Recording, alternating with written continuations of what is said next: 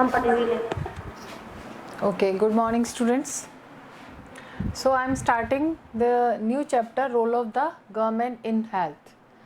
Health system में government का क्या role है, we'll study through this chapter. तो key aspect of this chapter is what is health. What do you mean by health? Health क्या होता है? Basically हम क्या बोलते हैं, health बोल देते हैं ना healthy. Healthy हम सोचते हैं fit. मतलब वो बहुत हेल्दी है. हेल्दी एक्चुअली वर्ड है जिसमें फिजिकली और mentally well being of a person is called the health.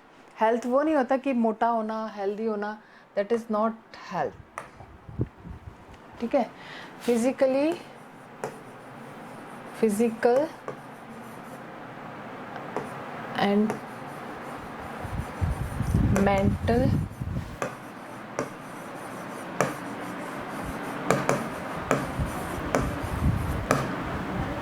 is called health.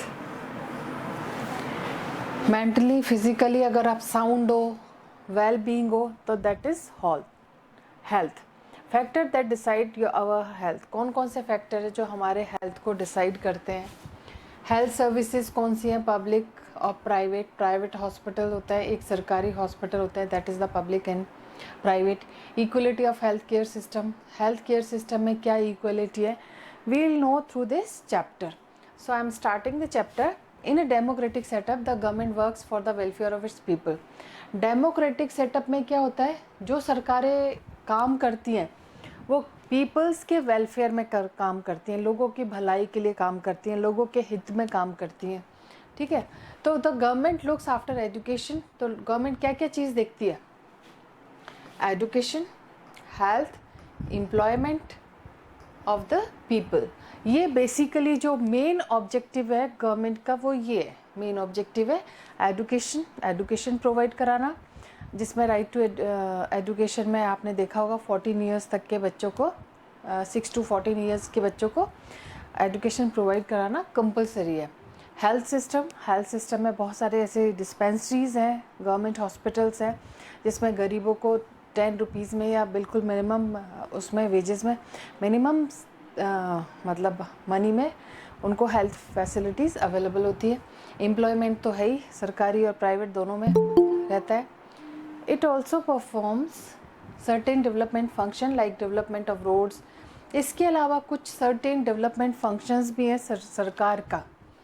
वो है डेवलपमेंट ऑफ रोड को डेवलप करना. रोड कौन बनाता है, क्या आप मनी देते हो, क्या आपके घर से मनी गया, नहीं, आप इंडायरेक्टली. हाँ, गवर्नमेंट करती है. इलेक्ट्रिसिटी है, इलेक्ट्रिसिटी भी गवर्नमेंट प्रोवाइड करती है. तो let us see how the government plays an active role in maintaining the health of. अब बेसिकली इस चैप्टर में हम पढ़ेंगे कि हेल्थ को मेंटेन करने के लिए गवर्नमेंट क्या क्या चीज़ें करती है.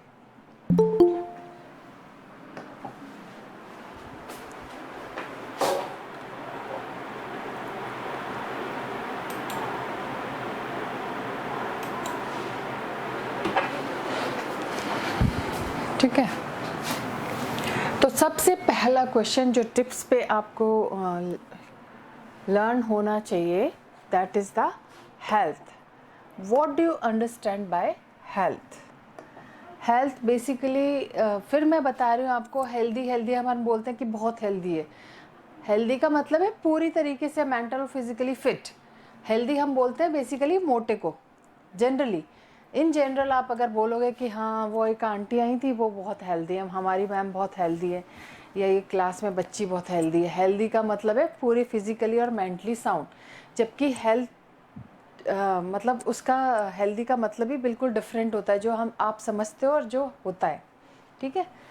तो 1948 में द वर्ल्ड हेल्थ ऑर्गेनाइजेशन, ये यूएन जो यूनाइटेड नेशंस है उसकी एक एजेंसी है, WHO, जो पूरे वर्ल्ड हेल्थ ऑर्गेनाइजेशन मतलब पूरे वर्ल्ड की हेल्थ को लुक आफ्टर करते हैं. तो ये इसने हेल्थ को डिफाइन किया है कॉन्स्टिट्यूशन में, a state of complete physical, mental and social well being and not merely the absence of disease और इन्फर्मिटी. इसमें डिफाइन किया हुआ है कि complete physical, mental and social well being, जहाँ पे मतलब सोशली भी आप किसी को डिस्क्रिमिनेट ना करो, सोशली भी कोई किसी को हैरेस ना करो, ठीक है। तो इसमें सब आ गया, complete physical, mental, social wellbeing and not merely the absence of disease of infirmity. Disease की केवल बीमारियां ना होना ही वो थोड़ी ना हेल्दी हो गया, कि बीमारी नहीं है तो आप हेल्दी हो। मेल न्यूट्रिशन हो, आपको कमियां हैं बहुत सारी चीज़ की, आप फिज़िकली मतलब फ़िट हो और मेंटली अगर आप फिट नहीं हो तो डिज़ीज़ का एब्सेंस ही नहीं होता। ये सारा चीज़ें होती है, मेंटल, फिजिकल, सोशल वेलबींग, ये हेल्थ में आता है, ठीक है। ये WHO ने अपने कॉन्स्टिट्यूशन में डिफाइन किया हुआ है। Their Ottawa Charter of Health Promotion stated that health is a resource of everyday life, not the objective of living. Health is a positive concept. Social and personal as well as physical capacities. अब Ottawa जो charter है health promotion का, 1986 में एक charter आया था, UN, मैं बता रही हूँ, यूएन बेसिकली, आपको यूएन के बारे में पता नहीं है, ये यूनाइटेड नेशंस ऐसी ऑर्गेनाइजेशन है जो काम करती है पूरे ग्लोबली, पूरे वर्ल्ड की सिक्योरिटी के लिए, पीस के लिए, और इसी की एजेंसी है WHO पूरे वर्ल्ड में अगर मेल न्यूट्रिशन है या जो भी है ये सब चीज़ों को, तो इनके चार्टर में ये मेंशन्ड है।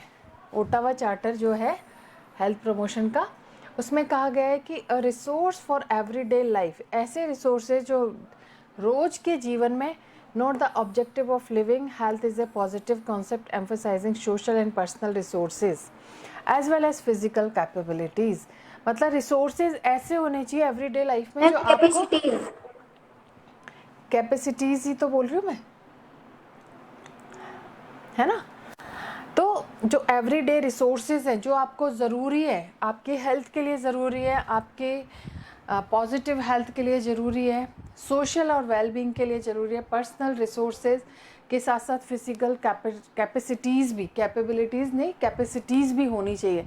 कि कैपेसिटी कैसे डेवलप होगी, जब आप न्यूट्रिशन फूड लोगे, है ना, इन्वायरमेंट बहुत अच्छा होगा, आपके आसपास का इन्वायरमेंट, आप बहुत अच्छा खा रहे हो, इन्वायरमेंट गलत है, इन्वायरमेंट ख़राब है, कलेश हो रहे हैं, डिस्प्यूट्स हो रहे हैं, कॉन्फ्लिक्ट्स हो रहे हैं, तो आप कैसे ग्रो कर सकते हो अच्छे से।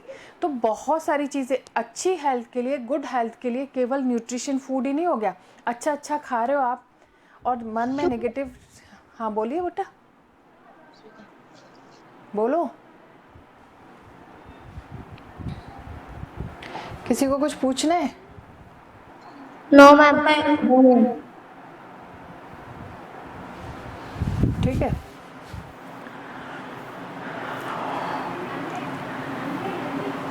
So in recent years this statement has been modified to include the ability to lead a socially and economically productive life. Recent years में ये जो statement है वो modify हो चुका है, मतलब इसमें यह है कि प्रोडक्टिव लाइफ के लिए आपको सोशली और इकोनॉमिकली साउंड होना भी ज़रूरी है।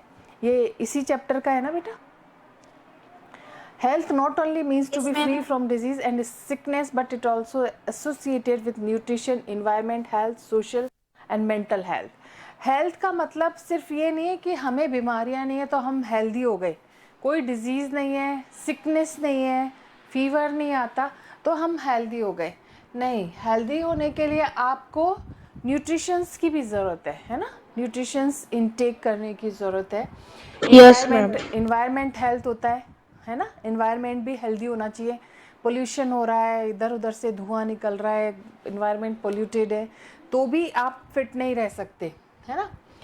और social and mental health, mentally भी आप स्ट्रांग होने चाहिए और सोशली भी आपको, मतलब ऐसा नहीं है कि आप ऐसे माहौल में रह रहे हो, ऐसे इन्वायरमेंट में रह रहे हो, अच्छा खा रहे हो, अच्छा पहन रहे हो, सब कुछ अच्छा है, गाली गलौज हो रही है, रोज़ के कलेश हो रहे हैं, आप क्या फिट रह पाओगे? नहीं। तो सोशली, इन्वायरमेंटली और न्यूट्रिशन तो ऑब्वियसली न्यूट्रिशन तो है ही, ये भी हमारी हेल्थ के लिए एक बहुत ज़रूरी एस्पेक्ट्स हैं, बहुत ज़रूरी चीज़ें हैं। We all want to be active and live in a good spirit. हम क्या चाहते हैं, हम सब एक्टिव रहें और एक गुड स्पिरिट की तरह रहें।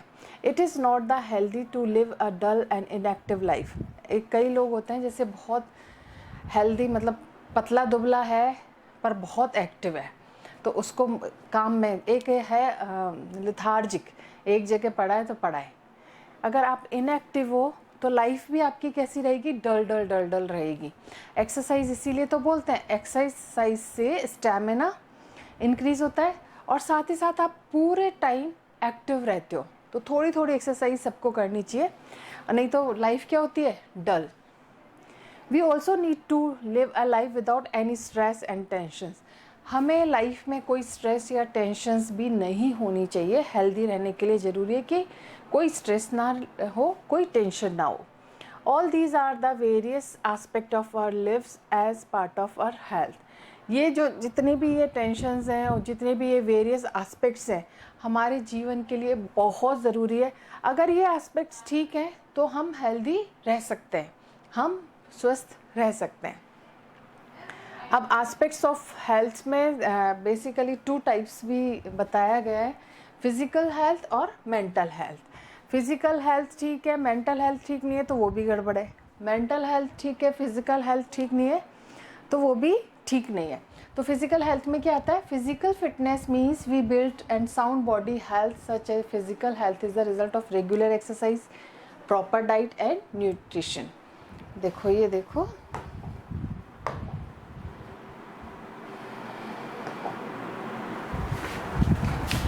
Physical fitness means well built and sound body, अच्छी बॉडी बनी हुई, ठीक है। द रिजल्ट ऑफ रेगुलर, और ये फिजिकल मतलब अच्छी साउंड बॉडी के लिए क्या ज़रूरी है, regular exercise, proper diet and nutrition. अब डाइट का मतलब ये नहीं कि पिज़्ज़ा बर्गर सब खा रहे हैं हमने तो डाइट ले ली पूरी, नहीं, न्यूट्रिशन डाइट की बात हो रही है जो प्रॉपरली हमें चाहिए। सुबह पिज़्ज़ा खा लिया, रात को बर्गर खा लिया, एक की जगह 2 खा लिया, हमने डाइट पूरी ले ली, वो डाइट नहीं होती। न्यूट्रिशन डाइट की बात कर रही हूँ मैं यहाँ पे। It is equally important to take proper rest for physical recovery and maintaining good health. अब ऐसा भी नहीं है कि आप सिर्फ काम ही कर रहे हो, आपको प्रॉपर रेस्ट, प्रॉपर स्लीप भी ज़रूरी है, सोना भी ज़रूरी है, प्रॉपर रेस्ट भी ज़रूरी है। 24 आवर्स तो आप एक्टिव नहीं रह सकते। एक्टिव का मतलब ये नहीं कि 24 आवर्स एक्टिव रहो, एक्टिव का मतलब है कि कुछ जहाँ पे रेस्ट करना चाहिए फिज़िकल रिकवरी के लिए वहाँ रेस्ट ज़रूरी है, प्रॉपर स्लीप ज़रूरी है, नींद 7 to 8 आवर्स की ज़रूरी है तो ज़रूरी है, ठीक है। इसी से गुड हेल्थ मेंटेन रह सकती है। अब मेंटल हेल्थ में आता है। Mental health refers to a state of emotional and psychological wellbeing of an individual. अब मेंटल हेल्थ में इमोशंस पे कंट्रोल रहना, साइकोलॉजिकल वेलबींग, साइकिक होते हैं ना, कुछ लोग बहुत होते हैं हाथ धोएंगे तो हाथ धोते ही रहेंगे, ठीक है, साइकिक, मेंटली सिक, कुछ बहुत नेगेटिव जो जैसे जितने भी सुसाइड केसेस हैं वो साइकोलॉजिकल वेल बीइंग ना होने की वजह से है। साइकिक जो लोग होते हैं, आपने सुना होगा, वैसे तो 70% ही होते हैं, पर आपको होश होना चाहिए। एक काम को लगातार करते रहना, नेगेटिव थॉट्स को आना, नेगेटिव सोचना, पॉजिटिव चीज़ों से दूर रहना, ये सब क्या है, साइकोलॉजिकल वेलबींग है। और इसको फिज़िकल हेल्थ को तो अपन मेडिसिन से मतलब रिकवर कर सकते हैं। ये जो साइकोलॉजिकल वेलबींग है ये आपके हाथ में है। आपको बहुत मेडिटेशन करना है, ठीक है, बहुत इमोशनल नहीं होना, बात बात पे आंसू आ जाना, ये नेगेटिव चीज़ है, थोड़ा स्ट्रॉन्ग रहना है। तो थोड़ा सा आपको साइकोलॉजी वेलबींग भी ज़रूरी है, ठीक है। Mentally sound and healthy individual is able to use his or cognitive and emotional capabilities. जो मेंटली साउंड है और हेल्दी है, जो मेंटली साउंड है वो अपने इमोशंस पे कंट्रोल रख सकता है ना, अपने इमोशंस को कहाँ पे उसको दिखाना है, कहाँ पे इमोशनल होके कई बार चीज़ें हम डिसीजंस, बहुत गलत डिसीजंस ले लेते हैं। तो जो मेंटली साउंड है, मेंटली साउंड है मतलब उसको पूरा कंट्रोल है दिमाग पे कि मैं कहाँ किस रास्ते पे जा रहा हूँ, क्या गलत कर रहा हूँ, क्या गलत नहीं कर रहा। ये अगर उसको किसी को इंडिविजुअल को पता है तो वो उसको बोलते हैं mentally sound. So function of society as well as meets the ordinary demand of everyday life in a better way. अब अगर हम फिजिकली मेंटली साउंड रहेंगे तो हम अपनी डेली टू डेली लाइफ को इंजॉय कर सकते हैं। अदरवाइज क्या रहेगा, यही रहेगा कि नेगेटिव थॉट्स आना, नेगेटिव चीज़ें करना, है ना। तो बहुत ज़रूरी है फिजिकल और मेंटल हेल्थ। नेक्स्ट है डिटर्मिनेंट्स ऑफ हेल्थ, कि क्या डिटर्मिनेंट्स हैं हेल्थ के लिए, गुड हेल्थ के लिए क्या डिटर्मिनेंट्स हैं, क्या चीज़ें ज़रूरी है। तो सबसे पहले 4 जनरल डिटर्मिनेंट्स हैं हेल्थ के लिए।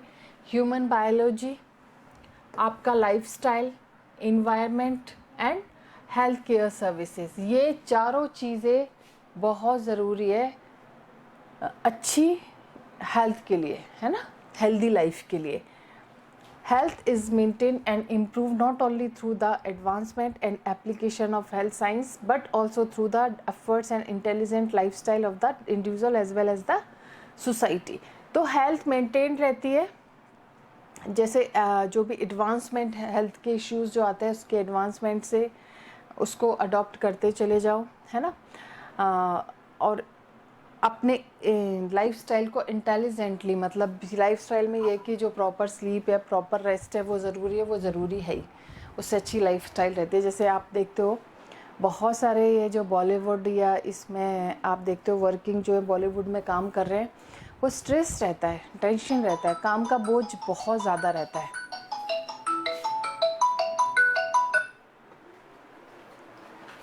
तो ऐसे केसेस में क्या होता है, हार्ट अटैक। सिद्धार्थ शुक्ला का देखा, जिम जाता था, है ना, पूरा अच्छा। सिद्धार्थ शुक्ला को कौन कौन जानता है, सब जानते हो। रिसेंटली अभी सिद्धार्थ शुक्ला जो 40 एज का था उसको हार्ट अटैक आया। क्यों आया, लाइफस्टाइल की वजह से।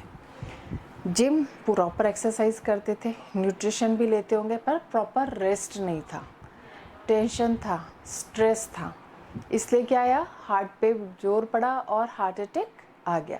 तो एक हेल्दी लाइफस्टाइल ज़रूरी है, इंटेलिजेंट लाइफस्टाइल ज़रूरी है किसी भी इंडिविजुअल को, और एक अच्छी सोसाइटी जिसमें वो फिट मतलब ठीक खुश रह सके। अब है Indian health care services. India में क्या हेल्थ केयर सर्विसेज क्या हैं, तो health care in India responsibility of the state. Health care जो सिस्टम है वो किसकी जिम्मेदारी है, स्टेट की जिम्मेदारी है, सेंट्रल गवर्नमेंट की जिम्मेदारी नहीं है, यूनियन की जिम्मेदारी नहीं है, स्टेट की जिम्मेदारी है।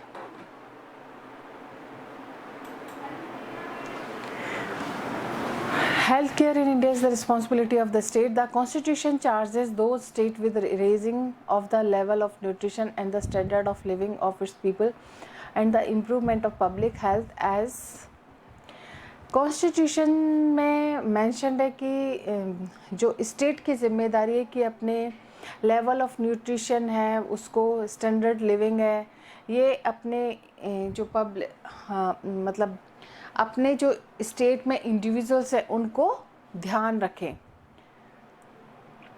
और पब्लिक हेल्थ सर्विसेज के इम्प्रूवमेंट के साथ साथ ये किसकी ड्यूटी है, प्राइमरी ड्यूटी किसकी है, स्टेट की ड्यूटी है कि वो लिविंग स्टैंडर्ड है अपने सिटीजन्स का, हेल्थ केयर सर्विसेज हैं वो ठीक से प्रोवाइड करे ताकि हर इंडिविजुअल फिट रह सके फिजिकली भी और मेंटली भी। तो ये स्टेट की जिम्मेदारी किसकी है, प्राइमरी ड्यूटी स्टेट्स की, है ना, जैसे राजस्थान, एमपी, गुजरात, इनकी। देयर इज ऑल्सो, हाँ बोलो बेटा। मैम स्टेट्स आर रिस्पॉन्सिबल है, ma'am states are responsible of health. हाँ स्टेट सारे, मतलब ठीक है।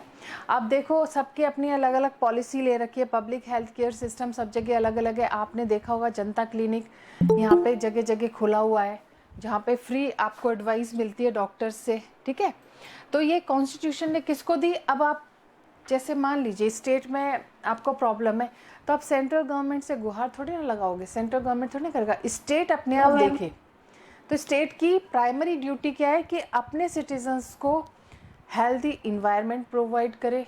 और ये अब आप जैसे सरकारी स्कूल्स में देखते हो, अब मिड डे मील मिलता है, तो बहुत सारे आपने देखा होगा बीपीएल लोग हैं, बिलो पॉवर्टी लाइन, वो क्या करते हैं, उनके लिए 2 टाइम का खाना ही मतलब अफोर्ड नहीं कर सकते, तो कैसे एजुकेशन एक्वायर करेंगे? तो सरकार ने क्या प्लान किया है, मिड डे मील का। उसमें हेल्दी दलिया, देखो मिल्क भी अब आजकल ऐड हो गया है। तो ये न्यूट्रिशन किसकी जिम्मेदारी हो गई? स्टेट की जिम्मेदारी। वही तो प्रोवाइड कर रहा है, आपके घर से, मेरे घर से या किसी के घर से तो जा नहीं रहा, वो कहाँ से आ रहा है? सरकार से। सरकार क्यों दे रही है? ताकि जो बच्चे हैं कम से कम एजुकेशन एक्वायर करें, तो उनको न्यूट्रिशन भी मिले, मिल्क मिले, दलिया मिले, अच्छा खाना मिले।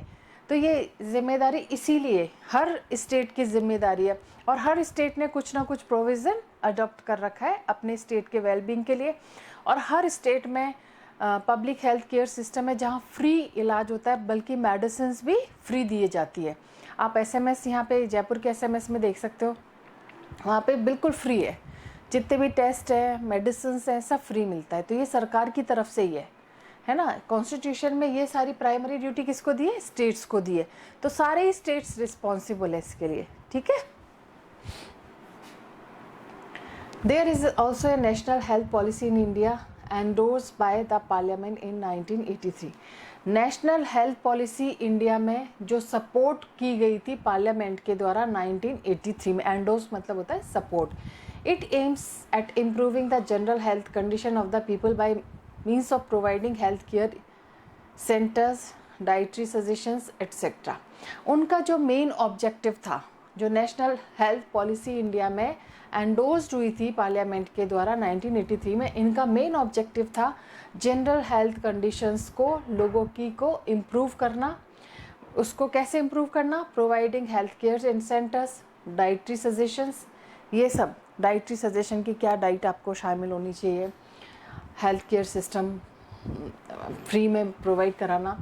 Following points show how the medical facilities services are increasing in India. अब इस पॉइंट से पता लगता है कि कैसे जो मेडिकल फैसिलिटीज़ है, सर्विसेज है, इंडिया में इंक्रीज़ हो रही है। तो उसके लिए आप देख सकते हो, total number of hospital has increase from 11,174 in 91 and अब जो हॉस्पिटल्स हैं 2001 तक वो इतने इंक्रीज़ हुए हैं, ठीक है। 11,174 91 में थे, और अब 2001 में 18,218 हॉस्पिटल इंक्रीज हुए हैं। सेकेंड है the number of train personnels, doctors, nurses are also increasing continuously. Doctors बढ़ रहे हैं, लगातार इंक्रीज हो रहे हैं, नर्सेज बढ़ रही हैं हेल्थ केयर सिस्टम के लिए, ठीक है। तो डाटा जो अवेलेबल है 2001 का, there were 1.25 million doctors and 0.8 million nurses in India. अगर डाटा देखें 2001 में सेंसस एक सर्वे हुआ था, उसमें ये निकल के आया कि जो डॉक्टर्स की संख्या है पूरे इंडिया में वो 1.25 मिलियंस हैं, है ना। और जो नर्सेज हैं इंडिया में वो कितनी है? 0.8 मिलियंस। मतलब ये किस लिए? ये अपने आप को सर्विस प्रोवाइड करने के लिए, हेल्थ केयर सिस्टम को मेंटेन करने के लिए है। नेक्स्ट है, according to an estimate more than 15,000 new graduate and post graduate doctor are trained every year. ये एस्टिमेट किया गया है कि 15,000 से ज़्यादा जो डॉक्टर्स हैं, ग्रेजुएट होता है MBBS, और पोस्ट ग्रेजुएट डॉक्टर ट्रेनिंग ले रहे हैं हर साल। 15,000 डॉक्टर हर साल इंक्रीज हो रहे हैं, बढ़ रहे हैं, वो ट्रेनिंग ले रहे हैं, ठीक है। तो ये